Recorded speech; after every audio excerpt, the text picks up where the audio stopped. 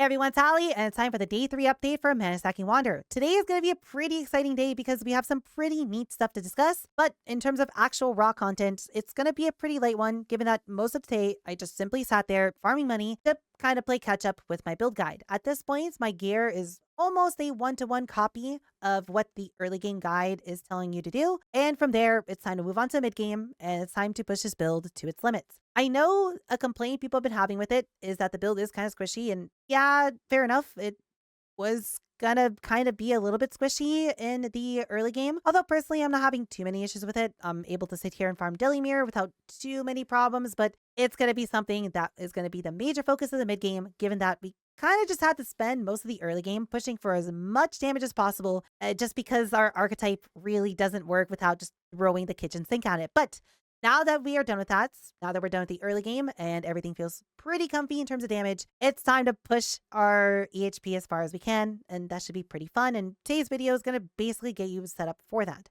We have a wand craft that I want to talk about, which is going to be the start of the mid game. And then we also have a really interesting graft tree that's going to go along with that, that is going to be a lot better than the one I talked about yesterday, and is going to be a solid way of making money. I already ended up actually profiting about 3 div from it so far. So let's get into all the kitties, yap about all this, and get you prepared for the mid game of the build.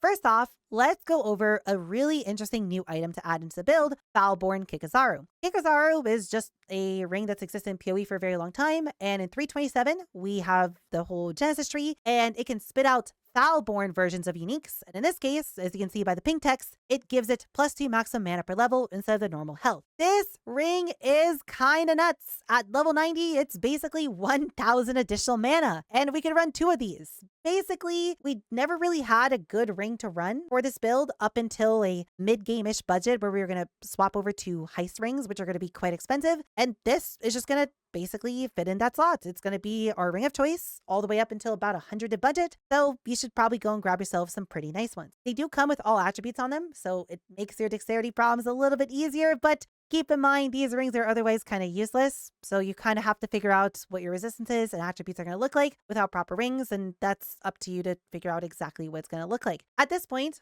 there's quite a lot of really good gear with a lot of res on it for dirt cheap due to the Genesis trees, so I don't think it'd be too difficult to make a few upgrades. These are about a div each, and some people have asked me, should you grab these before Foible? And I actually think you should, because they just give you more mana than Foible does, and Ephemeral Bond is pretty solid as it was. It's not like Foible was that big of an upgrade over it, and I'd probably grab these as soon as possible so you don't have to attempt to play a jigsaw puzzle to fit these in later. Going from there, I do want to talk about the Genesis tree a little bit more because we found a new, really cute tree that I really think you should probably swap to as soon as you can. The next major crafting project for us to do, once you pretty much have the whole early game done, is going to be to craft yourself a wand that looks something like this. This should be about 20 to 30% better than a Piscator's, and it should cost somewhere around 6 to 7 div or so in total, depending on your luck and depending for how good of a roll you want to go on it. And there will be a crafting guide for this in the mid-game section of the guide, so I would look there as it's a lot easier to just step-by-step walk you through it in text. The point is that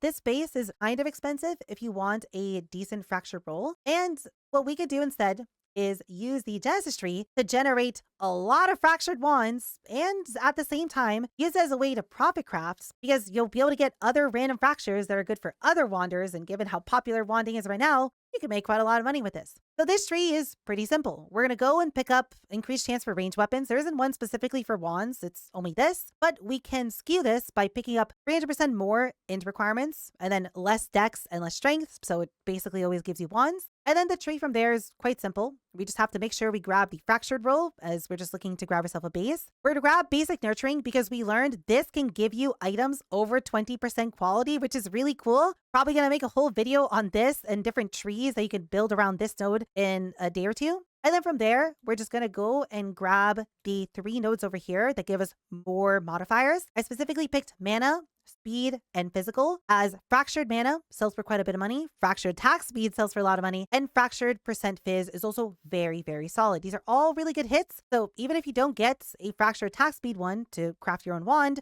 you can still hit other stuff to make quite a bit of money. From the less ones, all of these are completely useless. They actually don't help us at all to get better wands, and the only good one is to come over to this one and pick up either reduced cold, fire, or lightning. Doesn't really matter which one you pick. With this, you will get quite a lot of wands, and all you have to do is just take them and price check the fractured mod on them, and most of them are worth somewhere around 30 to 40 chaos. You can also sometimes randomly get minion wands too, which are pretty fun, so just check everything you get and see if you made yourself some money, or if you've hit the correct fracture, congratulations, you saved yourself several div. Outside that, I unfortunately don't really have much else to say in today's update video. As I said, today was a catch-up day for me, but I had a lot of fun because our build is starting to feel really solid. And as you can see from all the background footage for today, I was just doing nothing but Delirium Mirror and had an amazing time with it.